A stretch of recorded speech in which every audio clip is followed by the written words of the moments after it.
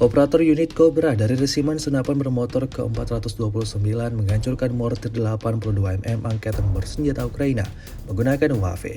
Rekamannya beredar di aplikasi perpesanan Telegram pada Jumat 31 Januari 2025. Dituliskan dalam narasi unggahan, peristiwa ini berlangsung di wilayah Zaporozhye.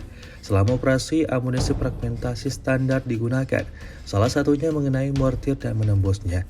Tampak dalam rekaman terjadi ledakan berkali-kali pada titik pelindungan militer Ukraina.